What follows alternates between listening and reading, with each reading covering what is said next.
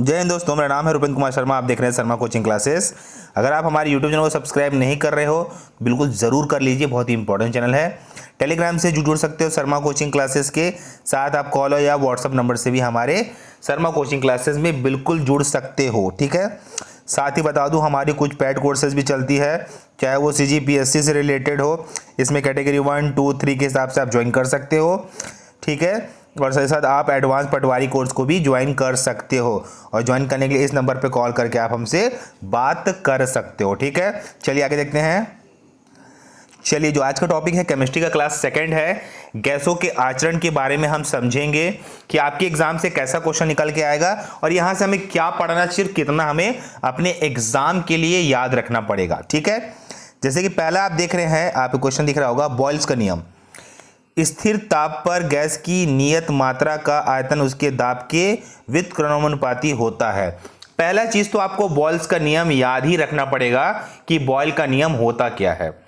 स्थिर ताप पर मतलब ताप कांस्टेंट रहता है, किसी गैस की नियत है ना मात्रा का आयतन उसके दाब के अनुक्रमानुपाती होता है। इसको डायरेक्ट याद कर लो, ये लॉ है, ठीक है। सवाल पूछता है इसमें कि बॉयल के नियम में स्थिर क्या होता है, तो याद रखिए, आपको पता होना चाहिए कि तापमान स्थिर होता है, ठीक है।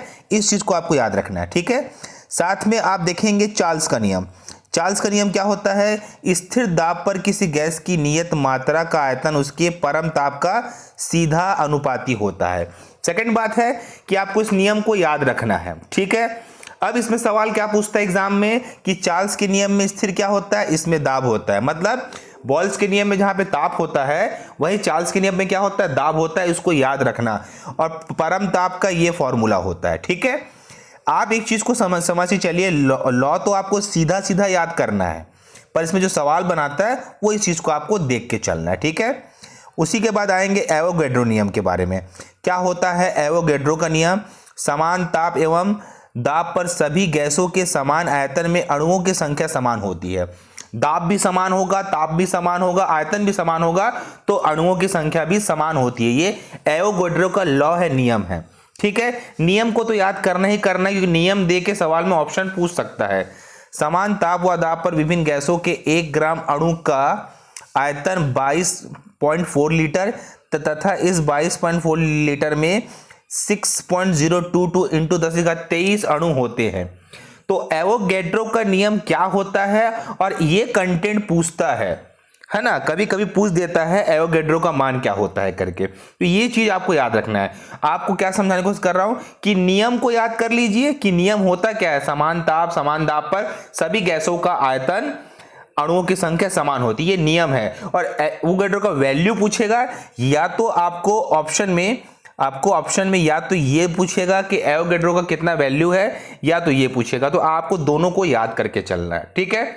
अभी हर टॉपिक को क्लियर कर रहा हूं, तो वीडियो को अंत तक जरूर देखिए, ठीक है। आगे देखते हैं। चलिए टॉपिक में आगे जाएंगे। तो गैस का विसरण क्या होता है पर समझना। गैस घनत्व में अंतर रहते हुए पृथ्वी के गुरुत्वाकर्षण के विरुद्ध गैसों का आपस में मिलने जुलने की स्वाभाविक प्रक्रिया विसरण कहलाती है। सबके घनत्व में अलग अलग होता है ना, सबका घनत्व अलग अलग होता है। और गुरुत्वाकर्षण के अपोजिट, गुरुत्वाकर्षण में चीजें खिंचाती भी है और बाहर भी जाती है। अपोजिट गैस का आपस में मिल जाना क्या कहलाता है? एक प्रकार का विस्तरण कहलाता है, ये याद रखना। अब यहां से सवाल क्या बनेगा, मैं समझा रहा हूं एग्जाम की पर्पज से। एग्जाम में ये पूछता है आपका, ये पूछता है ग्राहम का गैसीय विसरण नियम। किसी भी एग्जाम में नियम पूछ सकता है ना। नियत ताप दाब पर गैसों की विसरण की आपेक्षिक गतियां उसके घनत्व अथवा अणुभार के वर्गमूल के व्युत्क्रमानुपाती होती है। नियत ताप पर, अब ग्राहम के नियम में क्या रहता है? कांस्टेंट ताप नियत रहता है। हाँ, नियत ताप एवं दाब पर दोनों रहता है ना। तो पहला चीज तो आपको इस नियम को याद करना होगा कि होता क्या है। उसके बाद आपको याद करना है इसका इक्वेशन। ये है इसका equation, R1 R1 D1 D2 है ना, M1 M2 है ना। अब इसको आपको देखिए एग्जाम में ये सवाल नहीं पूछेगा, ये इसका ये कभी कभार ही पूछता है इसको, ठीक है। तभी मैं आपको समझाता हूं कि एक्चुअली में ये है क्या करके, ठीक है।